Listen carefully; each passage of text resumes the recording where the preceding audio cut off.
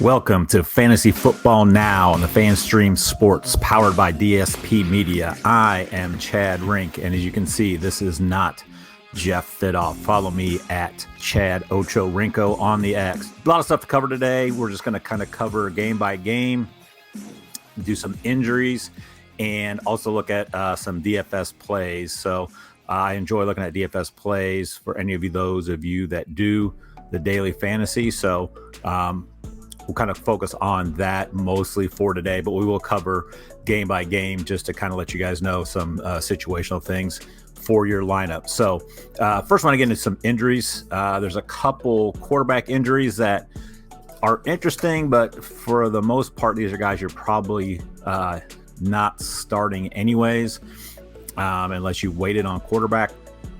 First one is Deshaun Watson. He is nursing a shoulder injury. He's going to be a game time decision. That is a 1 o'clock game. If he does not go, we will see the rookie Dorian Thompson-Robinson, which I would love to see. I think he's pretty exciting, and I'd love to see a little controversy in Cleveland. If he comes out, plays well, and the Browns win, then what are they going to do? They've got all that money tied up in Watson. So that's one to look if you have Watson, or if you're in a 2 QB format. Keep an eye on that. Watson may not play, and it would be the rookie DTR to fill in for him most likely. Derek Carr is also nursing a shoulder injury, so he's another one where I think it's going to be Winston. They'll probably let Carr rest a week. That's an interesting one because Winston's always been pretty good for fantasy, even though he's not very good in real life, which kind of sometimes helps in fantasy when he throws an early pick six, and he's going to be throwing most of the time. So if Carr doesn't go, Winston can be interesting. He's going up against a former team, the Bucks, and Winston does like to air it out. So he easily could get 300 plus yards, a couple touchdowns. He will probably throw a couple picks as well. If Winston goes, I just love Chris Olave, and we'll talk more about him later on. So Winston's one there to watch in that New Orleans Tampa Bay game. And the last one is really just to mention Jimmy G, concussion protocol. So I'm not sure if he's going to be out at that time. Most of you guys hopefully don't need to be starting Jimmy G. So there's just a note if you have some of the Raiders players. They have not decided yet if it's going to be veteran Brian Hoyer or the rookie Aiden O'Connell. I would like to see O'Connell. He looked good in the preseason, so it'd be interesting to see what he looks like in live action. And then it would just be interesting also because if he looks good, the Raiders got a pretty cheap quarterback in this year's draft, because you know they're not going to stick with Jimmy G for the long haul, especially since Josh McDaniels is probably going to get canned at some point this year. So that's an interesting one. If Hoyer's there, I think I like Adams a little bit better. Hoyer has been in a situation like this before, veteran, tons of snaps under his belt, and he's going to rely heavily on Devonta Adams. If the rookie comes in, we just are not sure what's going to happen. I think he's smart enough to realize just to rely on Devonta Adams. So it probably doesn't matter who's at QB, but I think if Hoyer's there, I kind of like Adams' upside better, just because O'Connell, this will be his first action in a live NFL game. So those are 3 quarterback injury situations we have right now. Going on to running back, Austin Eckler is doubtful, so he is most likely going to miss his 3rd straight game. So if you picked up Joshua Kelly, you have been highly disappointed in his lack of production. He played a tough defense, and then the game script of another game kind of, I think hindered his production. But like I've always said, I don't think he's that good. I just think that first game against that Dolphins D that was so bad in week 1, he looked really good. So they're in a decent matchup today against or tomorrow against the Raiders. I'm filming this on Saturday. So you may give him another shot if you really need someone in that running back or flex position. He could be a decent option with Mike Williams out as well. So, if you picked him up, you may give him another chance if you have to. This is probably the final week, though, If he doesn't show anything, he's pretty much droppable, as Eckler probably should be back in a week or two. Miles Sanders popped up on the injury report as well, so he's going to be an actual game time decision tomorrow for the Panthers. They are hosting Minnesota. So I don't know how the game script's going to be. Minnesota should get up on them, but Carolina has played well this year. So keep an eye. If Sanders misses, Minnesota's defense is horrendous. And Chuba Hubbard, if he's out there, pick him up. If you have him, he is a good play, I think, if Sanders does miss, because Minnesota's defense is not good at all, and that could be a higher scoring affair. So Chuba Hubbard is one. He's probably picked up or was drafted in your leagues, but because the Sanders news did come out late, so he might be out there still. So if he's out there, I would pick him up and see what happens on that. That's really the only running backs to kind of worry about on injury report. Receivers, we got a few. Obviously, Mike Williams is out. So, on waivers, if you picked up Palmer, I like him. And Jeff and I talked about it on our most recent show. I like Palmer, especially early. Jeff likes Quentin Johnston long-term for them. So, those two guys are going to be viable the remainder of this year. I do like Palmer in this game as well. Even Everett could be pretty good as a tight end play. I know Parham is getting all the touchdowns, but Everett, I believe, has got 6 receptions in the last, or 6 targets in the last 2 games. So he's one to look at too, with Mike Williams being out. 2 others out, Baltimore receivers, Rashad Bateman and OBJ are both out. I just think it just means more targets for Zay Flowers, Mark Andrews. So if you have them, you're most likely starting them anyways, but they should see a little bit more uptick in production. Debo is questionable, so I'm not sure how serious that injury is going to be. But if you have him, just monitor that. That is a 4:25 game. They are playing Arizona, so it's a great matchup. It's just his knee and ribs. So I don't know if it's one of those things where San Francisco rests him, thinking they should be okay without him since Ayuk is back. But they do have Jennings is out also, so they are a little bit thin in the wide receiver spot. So if Debo misses, I love George Kittle this week. Arizona has been notoriously bad against the tight end spot over the past several years. With Samuel out, I think Kittle could see a ton of targets in this game, especially early. I would expect the Niners to roll here, but I thought that last week when the Cardinals were playing Dallas. So Cardinals are a scrappy team, but I think the Niners put it together. But if Debo misses, if you have George Kittle, I love him in the spot for tomorrow. And then the last one is Treylon Burks is out for tomorrow's game against the Bengals. So that game is an interesting game. The Bengals have not looked good. We'll talk a little bit more about it in the matchups. But Tannehill, I don't know if there's nobody there I would play. I think the one guy that could benefit from this the most is Chig Okonkwo. So he could be a sneaky tight end play this week, as I think the Bengals will be up early, and I think Tennessee's going to have to throw the ball, and I think Okonkwo is going to be the guy they look at, just because the Bengals defense is good. They can get to the quarterback. So with Burks being out, I do like Okonkwo in that spot. And then tight ends, just think about Irv Smith's out for the Bengals.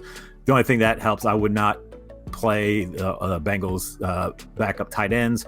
I would just look at Chase, Higgins, Boyd in this matchup against probably the worst pass defense in the league. And then Tyler Higbee is showing up as questionable as well. Again, I would not. The Rams are in a good spot. So I guess if you are in a desperate situation where you just need a tight end and you had Higbee and you had nobody else, if there's nobody else out there, I don't mind. Is it Bryson Hopkins as the backup? He's had some play in the last couple years. He's looked decent when he gets in there. That would just be like a last ditch effort. I think that game can be high scoring. I think Stafford and the Rams offense is a good play this week in DFS. So Higbee could be out. So if you have Higbee, just keep an eye on that for either getting Hopkins or like a Conquil guy if you really need to pick somebody up for tomorrow. That game, I believe, is a later game. They're a 1 o'clock game. So you'll know that earlier on in there. So that's pretty much most of the injuries of any significance that you need to worry about. So let's break down the game slates for the week 4. Looking at it, remember there is a 9 o'clock game. There's one in London. So that is going to be one that's not going to be on when we talk DFS. It's not going to be on the main slate. You can play that as a showdown slate. But for your team, your regular fantasy lineups, we're going to talk about it. 9:30 game Eastern Standard Time. Atlanta, Jacksonville. So Jacksonville home away from home. They play several games a year in London, so they are used to it. This game's interesting. I could see it going either way. I could see this game kind of being a high-scoring game. Both teams, just being able to score, or I can see both teams just trying to like run the ball. We know how much Atlanta loves to run, and then again with the flight, you never know how these types of situations when teams go to London are going to handle it. I think Jacksonville should be able to handle it a bit more since they're used to it, and most of these guys have done it last year and even sometimes the previous year. So I give Jacksonville the edge. They are a 3-point favorite. It's a 42.5 point total, so not super high scoring. There's only a few games that are in the over 46 points. So I kind of think this could be a Bijan game. I think Bijan maybe just they give him a longer leash, I guess, or just more chances running the ball. So I think it's a Bijan game. I think Atlanta's going to run the ball. I don't see them all of a sudden change the pass. I think the big thing for this game is if you're in dynasty, or if you need a quarterback, I think this could be one of Desmond Ritter's last games. He has looked so bad, and I think Taylor Heinicke is a solid backup quarterback. When he was with Washington, he moved that team. He can move the ball.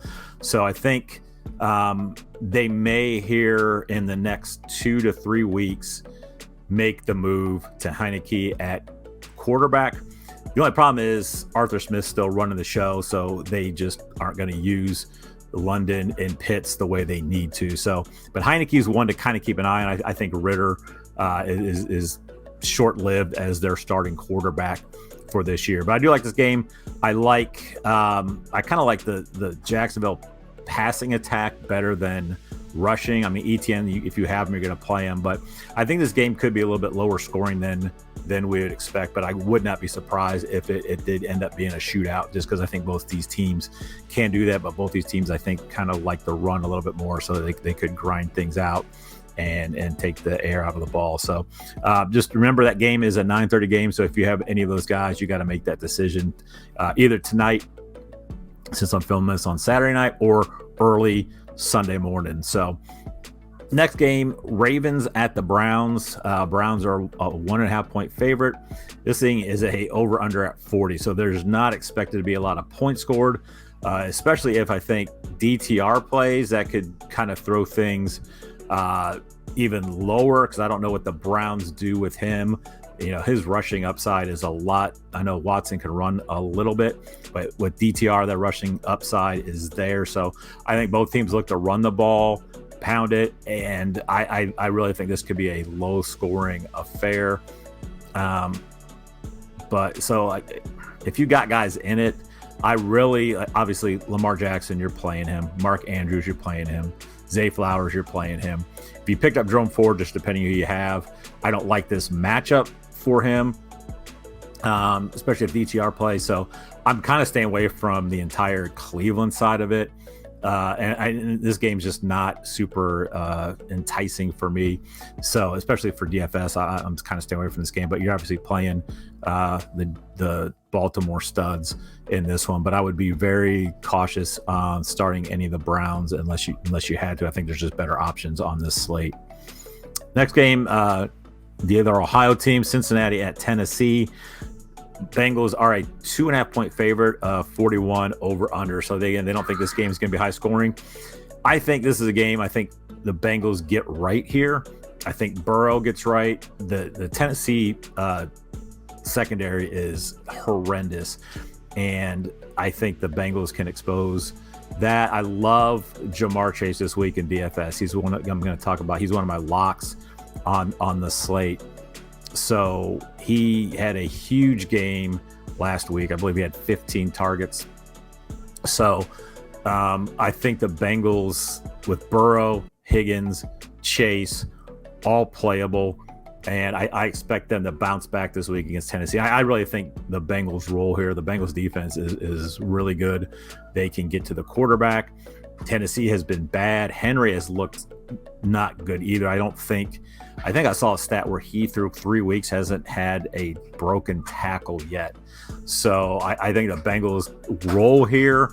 And I like the Bengals, all the Bengals, even Mixon too. But the Tennessee's pretty good against the run. So I would just be all on the Bengals passing side of this. And again, I like Okonkwo just because I think Tennessee's going to have to play catch up. And I think if that Bengals front line gets to Tannehill, he's going to have to do some dump downs. So I think Okonkwo is going to be a nice safety valve for him. But yeah, I would fire up the Bengals. Probably the best game I like fantasy wise, and it sounds weird, is Broncos at my Bears. As I said, I still got my Bears mug here. So this game has got a 46.5 total. Broncos just gave up 70 points and they're favored by 3. That just shows you how bad the Chicago Bears are this year. But I do like this game because both defenses are bad. They are both top 5 in passing yards given up this year. So I think the Denver side with Russell Wilson, Sutton, Judy, Javonte Williams. I love the Broncos putting up some points here. I think Peyton's going to be a little ticked of giving up 70 points. They have not looked good this year after he mentioned how bad the coaching staff was last year. So I think he's going to try to prove a point. Russ has thrown 300 plus yards in 2 of the 3 games this year.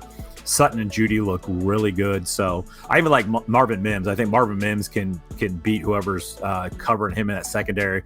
And Mims is one of those guys in a PPR. He's not great because he's probably going to get you 2 to 3 receptions. But if he could, like that week 2, get a couple 50, 60-yard TDs, could be huge. So I do love the Denver passing side of this. I even like Javonte Williams too. I just think the Bears can't stop anybody. And I kind of like the Bears on this side too. The Broncos have not been great on defense. The only problem is Luke Getsy is still running the show. So I just don't know if they're going to be able to do anything to move the ball. So this is one of those. Fields is interesting because he should be okay this week. And their next 3 games after this are winnable games. So I don't know. If you have a better option than Fields, I would probably do that. Like if you have Cousins, I obviously would be starting Cousins over Fields.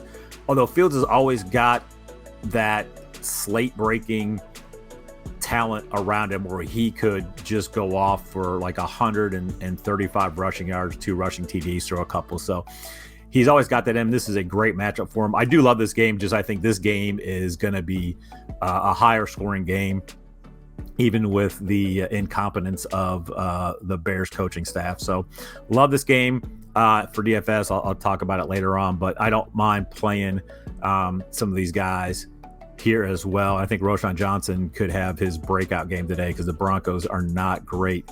They just gave up like 9,000 yards to the Dolphins rushing attack. So I do like Roschon this week as well. So this game, I love this game on a fantasy side because I think it's going to be high scoring. Another game I kind of like, that's kind of like a sneaky game, is the Rams at the Colts. It's pretty much a pick 'em, 45.5 point spread. I think the Rams I think are legit this year. I was not sold on them, but they seem to move the ball. Stafford seems to be healthy. They are all in on Kyron Williams, Nakua, Atwell, Jefferson, all solid receivers. We know what Nakua has been doing. So, and this Colts defense is not world beater. So I think the Rams can again score some points, move the ball through the air. And I do like the opposite side, especially if Anthony Richardson plays. If Anthony Richardson plays, which it looks like he's going to, I do like him in this matchup. He has shown right now he can get to the end zone, and he has not looked horrible. And I do like Michael Pittman. Michael Pittman is one I took a chance in a couple leagues just because I knew the talent, and I just thought, maybe he's going to be their only option receiver. He's gotten 8 receptions last week. I believe he had another 7-8 reception game earlier. So it looks like he's been the guy, no matter who's at quarterback, Minshew or Richardson, they're looking at, and they're getting him the ball often. So I do like Pittman in this one. You can also throw in Zach Moss as well. I mean, he had 30 some carries last week. So Taylor's still out. So I wouldn't mind firing up Zach Moss. Again, I think this game can be a back and forth, high scoring. Again, it's like a pick'em game. And I think it's kind of more of the sneakier ones on the slate, especially for DFS. We'll talk about later, that people may not try to go to because of another game that's on this slate. 2 games that I think people are going to gravitate to. So it could be a lot of under-owned guys there. But I do like this game. So if you have guys in that game too, I don't mind playing them. The next game is the one I'm talking about. It's the Dolphins at the Bills. This is the highest total on the slate. I believe it's the only one over 50. And it's a 53.5 point spread. And the Dolphins dropped 70, and then they're an underdog. They are on the road, so there's 2.5 point spread. Bills have looked really good the last 2 weeks. Dolphins have just looked phenomenal all year. So I have a weird, for this game, I think is going to go under. I don't think it's going to be like some 13-10 game, but I think both defenses are good enough. I think in division, I think it's not going to just be the shootout people think it is. I think it's going to be a really good game. And I still like any fantasy players you have in this game. I have no problem. You're playing your Dolphins. You're playing all your Dolphins. Waddle's back. Hill, obviously, Tua, and I don't mind playing either Mostert or A-Chain, or I guess A-Chan now. So if you have Dolphins, you're just playing them. You're playing them until they show you that that you shouldn't. But I'm firing up all the Dolphins, and even the Bills. Like, I think James Cook could. He's had a solid year. He just hasn't found the end zone yet. And the Dolphins, that first game against the Chargers, gave up a ton on the ground. They haven't given up a ton since, but I think it's because they are beating the crap out of everybody. So I can see a nice James Cook game. Allen, you're starting, obviously. Diggs, obviously. Even Gabe Davis. I don't mind Gabe Davis here.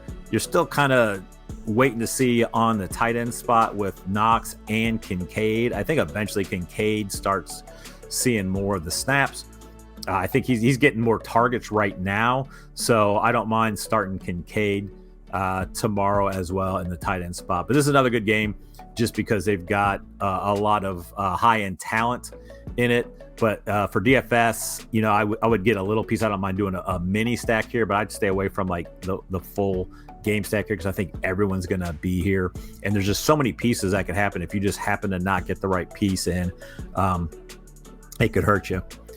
Vikings, Panthers. Panthers have been okay this year. Vikings are putting up huge fantasy numbers, but they are 0-3. This is another one, 46.5 points game total. Vikings favored by 4.5. It's in Carolina. Cousins is thrown for over 300 every game this year. You're firing him up. Jefferson, obviously. Hawkinson is, I think he's a top tight end fantasy wise this year. So he is getting a ton of targets, even with Addison there. KJ Osborne is even finding his way into things. So I kind of love the Minnesota side of this.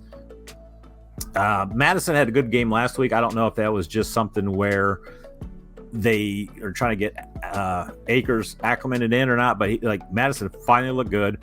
Panthers are actually the fourth worst team against the run this year. So Madison could be another thing this week as well. If you have Madison, I imagine you're going to probably play him. I would. I have him in a league that I am definitely playing him in, and he looked good. Like I said, he looked good. He's gotten a ton of the snaps, so we'll wait and see. This could be the week they do more 50-50 split, but until I see that, I think I'm gonna play Madison in good matchups. On the Panthers side, I think Dalton made Thielen a thing last week. If they go back to Bryce Young, I just think this offense kind of struggles. I don't mind Hubbard or Sanders if Sanders is in. If Sanders out, I do like Hubbard because this Vikings defense is not good, but I just don't think the Panthers passing attack is really anything to worry about. And it's going to be one of those things I think the Vikings could get up early. If they get up early, it could take them away from the run game in Carolina. So I do like the Viking side of this. I would probably stay away from all Panthers unless Sanders is out. Then if you want to take a chance on Hubbard, if you have him and you need to play him, or DFS because he's going to be pretty cheap. Steelers-Texans, 42 total. The Steelers are favored 2.5. It's in Houston. Houston has looked great this year. Pittsburgh has been kind of weird. They're winning games. They haven't looked awesome, but they still are finding ways to win. Their defense is legit. So I think this game is going to be a lower scoring game. I would probably kind of stay away from this game overall. If you have Pickens, Pickens and Freiermuth, I think are always guys you can start. I still think the backfield is still more of a 50-50. So until they decide to give Jalen Warren the lion's share of the load, which I don't think they will unless Harris gets hurt, I kind of stay away from this backfield. And Texans, like I said, Dell and Collins, I don't mind them if you're in a flex spot position. I think Houston will try to throw the ball against Pittsburgh, and I think they might be down as well. But I think this game is going to be kind of low scoring. So if you don't have to play these guys, I would try to stay away from it if I could. Bucks, Saints at home favored by 3.5. It is a 40-point total. So again, a lower scoring game. This is the Mike Goodtime Evans versus Marshawn Lattimore game that always gets the attention because of all the antics between the two of them. Lattimore, outside of I think one game, which was I think one of the first games these two matched up, has really shut Evans down in his career. So it could be a pretty good Chris Godwin game. I would play Godwin. If obviously you're playing Olave, no matter who's in. Michael Thomas is getting the target, so I like the Saints side. Kamara is back this week, so I would, even though the Bucks, it's weird. The Bucks are really good against the run. I think they have the best or the second best run defense so far this year. But the Saints really don't have anybody else, and I don't think Kamara is going to be on any kind of limit because it wasn't because of injury. It's just he was suspended. So I think they're going to give him full run. It's just he could struggle this week, but I would still, if you have Kamara on your bench and you don't have any other guys, like if you have Kamara or like a Zach Moss type guy, I'm playing Kamara over Moss. I think if you have Kyron Williams, I'd play Kyron Williams over Kamara maybe this week. So Kamara's an interesting one. I don't mind starting him unless you don't have a better option on that. But I do like this game. Rachaad White is getting I think he's getting about 70% of all running back rushes. He's using the passing game. They really don't have him behind him. So I think it's going to be a lot of Rachaad White in this game as well. He's getting all the goal line carries. So I don't mind Rachaad White. I do like Godwin in this situation. Baker's one I wouldn't use, obviously, unless you're in a 2 QB league. And you got a guy hurt or something else, but I don't mind the skill position guys in either one. And again, if Winston plays, I don't mind using Winston just because we've seen him in the past be able to just light it up, even though he's not very good. You got the Commanders at the Eagles. Eagles 9-point favorite, 43 point total.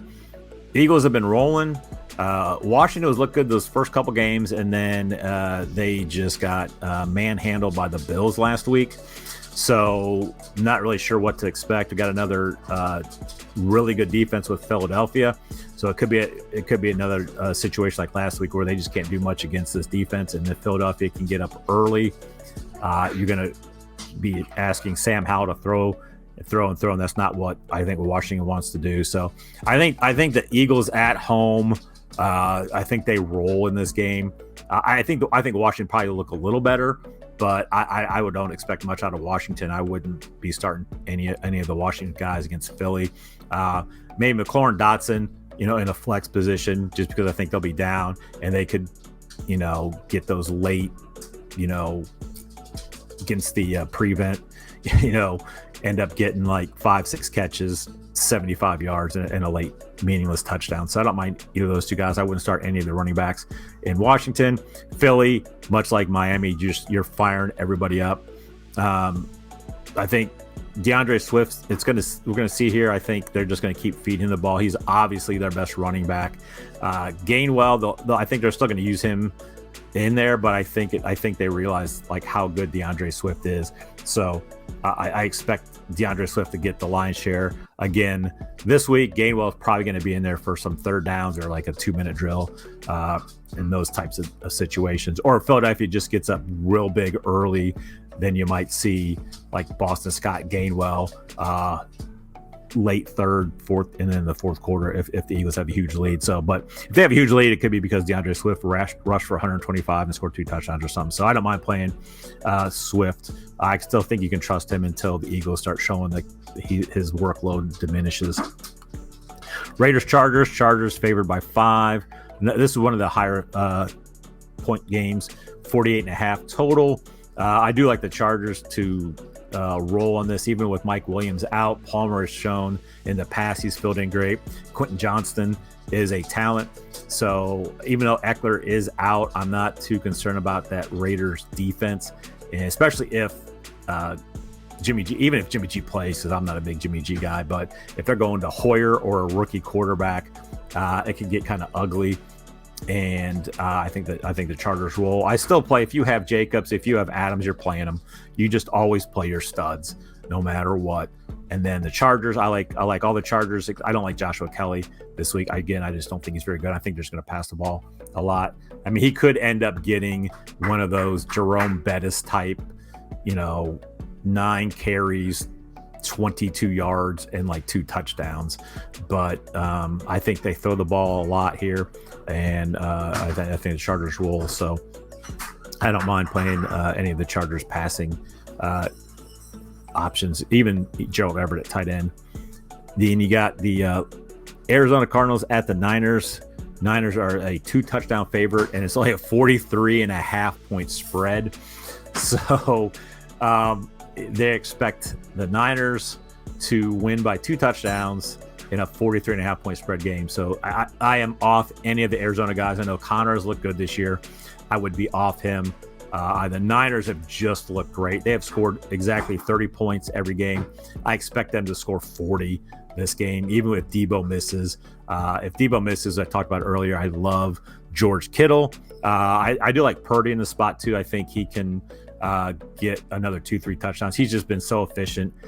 And even like I said, even if Debo's out, they get McCaffrey in there, those types of things. So I do like the Niners this week to roll, and I would just I would avoid any of the Arizona players whatsoever.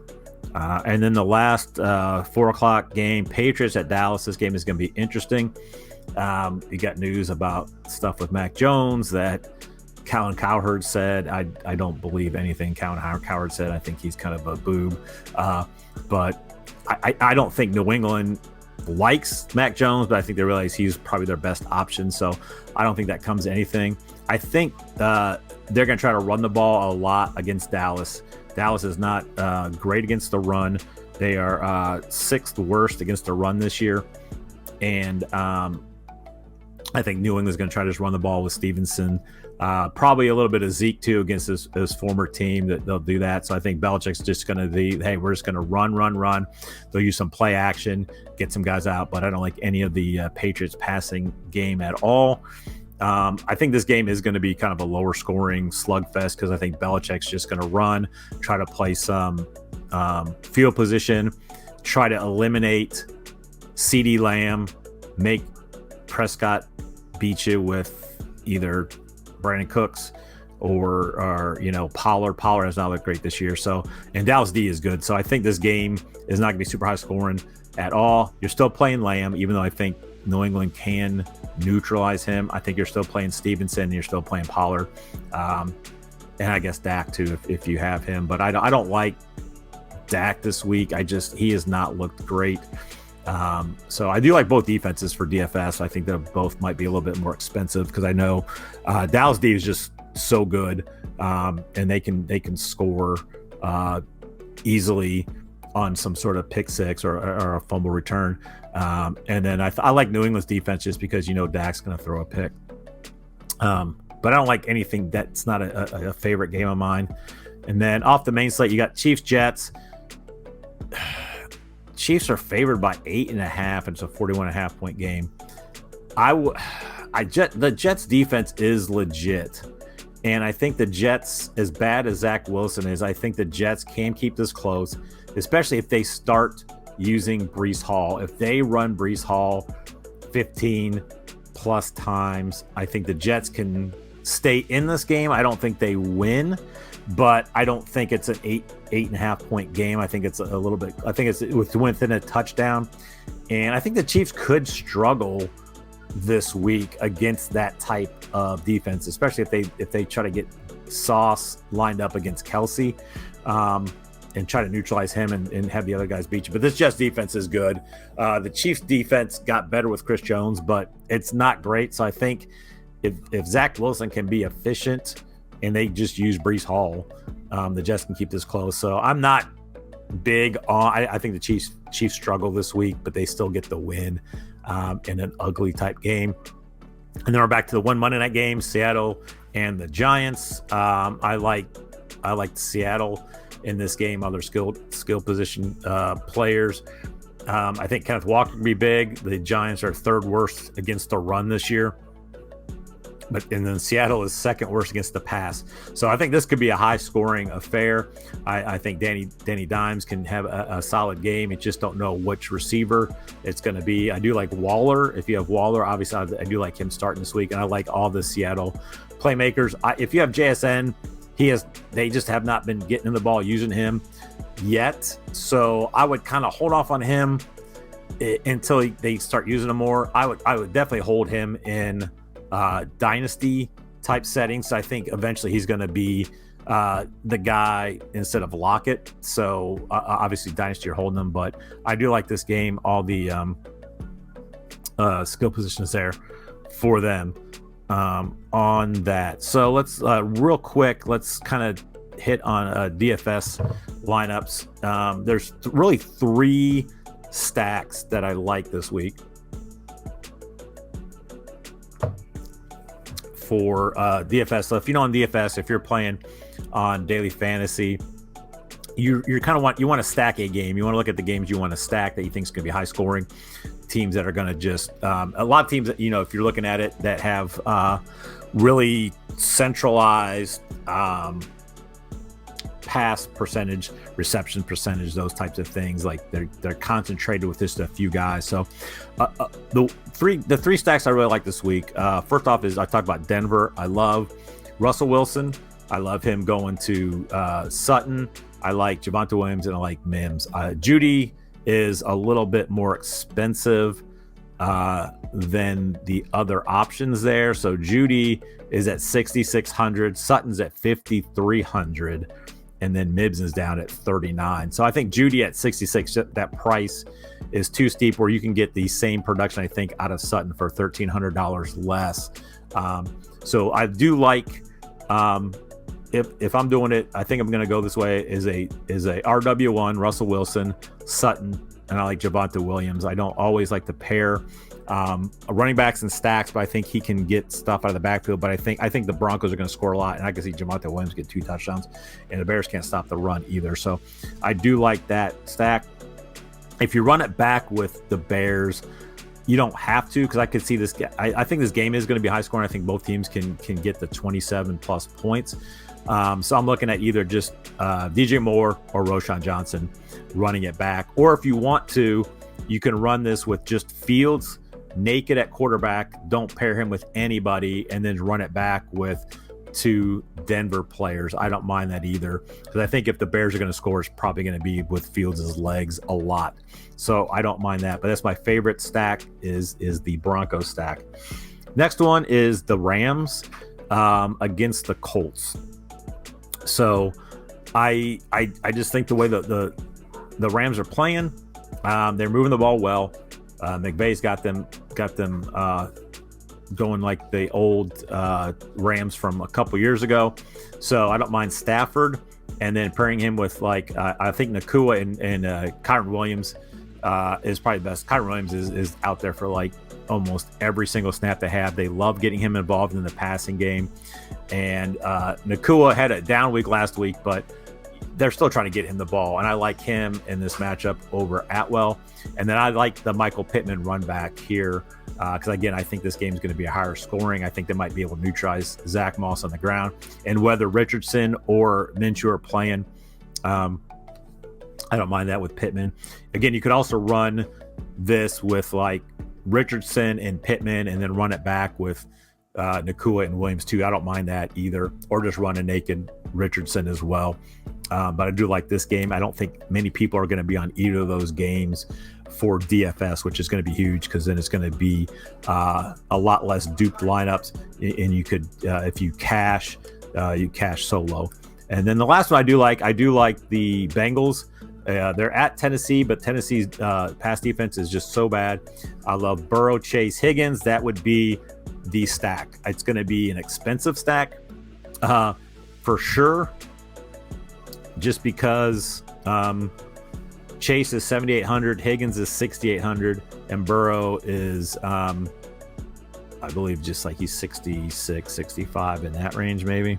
Okay, 6,500. So it's an expensive stack, so you're going to have to find some value elsewhere. I don't even mind if you're doing that stack. I don't mind not doing a run back. I don't think Tennessee's going to score a lot. If you are one of these guys that want to do a run back, Okonkwo at tight end is cheap. I would throw him in there just if you want to run back with that, but I don't mind just having that Bengal stack go there. But you will have to find some value elsewhere. 2 of the locks I have. So if I'm putting a lineup together, the 2 locks I am just going to put in and then build around that is going to be Chase and Olave at wide receiver. So I do like the value at running back this week. I am not paying up at running back. If you're going to pay up at running back, I would just go all the way up to McCaffrey and then just figure the rest out on that. So I don't even mind if you want to do that McCaffrey, Kittle, Purdy, Niner stack, because Purdy's going to be cheap. Kittle's not too bad. And then having McCaffrey. So I don't mind that one either. So I would lock Chase and Olave in. And if I'm going to go do my Denver stack. So I'm going to go Russell Wilson. He's only at 5,800, which is cheap for a quarterback. You're looking at the other quarterbacks I talked about. Fields, Burrow, and Richardson are all at Richardson 67, Fields 66, Burrow 65. So they're all not the top 5 quarterbacks, but they're in that next tier then. Purdy is at 59, Wilson's at 58, Stafford is at 57. So I do like that range of quarterbacks that we talked about. So I'm going to go Russell Wilson. I'm going to throw Javonte Williams in at the running back spot because he's only at 5,500. And then I'm going to throw Sutton in, as we talked about too. He's at 5,300 in my other. So I've got my 3 receiver spots, Williams and Wilson. So I need a running back, tight end, flex, and a defense. I do not like spending up on defense because it's usually just a crapshoot with that. If you look at the bottom 4 defenses, the Panthers against the Vikings, I don't like that, even though the Panthers have been solid on defense. The Commanders at Philadelphia, I do not like that. Raiders at the Chargers, I do not like. And Arizona at San Francisco, I do not like. So I'm not going to be able to pay way down for that. But then you look, you got Browns, Bills, Bears, Dolphins. I'm like, I don't like that either. I kind of like the Colts defense with Stafford, because Stafford's loves to throw pick sixes. And if you look what the Colts have done in the first 3 weeks this year, their defense has scored 11, 9, and 9, and that's only with one interception, and they've only had one defensive touchdown. They've gotten to the quarterback a lot, and they've only had one interception. So I do like the Colts D at 2,900. That's a little bit more than I like to spend, but you're still staying under $3,000, which I don't mind. And I think they can get a pick six off Stafford. Again, I think that game's going to be high scoring. I'm not too concerned with my defense with low amount of points. It's more on sacks, defensive touchdowns. So I do like the Colts at 2,900. It leaves me 5,200 for my tight end, flex, and running back. I told you I do like the value at running back. Kyron Williams is at 6,000. I do like him. He's a little bit higher than I want to spend because of where I want my last receiver spot to go. So moving down under 5,000. So if you're looking under 5,000, I do like Roschon Johnson to be there as a run back with my Broncos stack. The only issue is I just don't think he's going to get the volume yet, and he's going to have to find the end zone twice, which I think Fields will do. So I'm just going to go the Broncos without a run back because it is the Bears. Chuba Hubbard's there at 4,800, which I think I like, and then I'd have to pivot off him if Sanders plays. So that's going to have to be something I look at. So if I go ahead and put Hubbard in thinking Sanders does not play, I want in my flex. I do want to get a piece of the Buffalo-Miami game. Like I said, I think that game is going to have points. They have some of the best talent there. So I think I'm going to go Waddle in my flex at 7,600. And then I can go with my tight end Kincaid at 3,200. It gives me a piece of both those sides. It leaves me $0 left. So the only issue is if I have to pivot off Chuba Hubbard, there's really nobody around there. So that is the only issue with that build. So if I do that build and Sanders plays, then I probably will have to pivot off Jalen Waddle and look at another direction of that game, which I don't mind if I have to. I don't mind going James Cook at 6,300 if I put him in instead of Hubbard at 6,300, and that leaves me and still keep. I would probably drop Kincaid at that point, and then look for a cheap tight end option. Okonkwo is at 3,100. Talked about him. There's really not a ton of value below him on that. Because even like, I'll go Everett. Let's go Everett in that Chargers game. So I think it's high score. It leaves me 5,700. I could throw A-Chain in there. DJ Moore, if I do a run back with that. And then there's Tutu Atwell. So there's a lot of different options there, but I'll play around with it. I'm not going to put a final lineup in yet. I'll wait for some news, and I usually do it on Sunday morning. So that's what we have. I know it's a little bit longer. Anytime you do these game by games, it's going to be a little bit longer. But I wanted to get one out with that and kind of cover. I always like covering on Saturday morning or Friday night some of the DFS plays. So I hope you enjoyed it. If you check us out, make sure you go to the DSP Media Network. Go to the website there. Get all our programming there, all the shows. Go to fanstreamsports.com. That's where you're going to find all that information, all our shows, where you can stream them. You can stream it on the app. The FanStream Sports app is available, Apple, Android, for all your programming as well. Check us out at YouTube as well. And come see my lovely face with my Ron Swanson Funko Pop hanging out with me here today. So thanks for checking it out. Hope you like it. And then we will probably hit you guys up on Monday or Tuesday. Take care.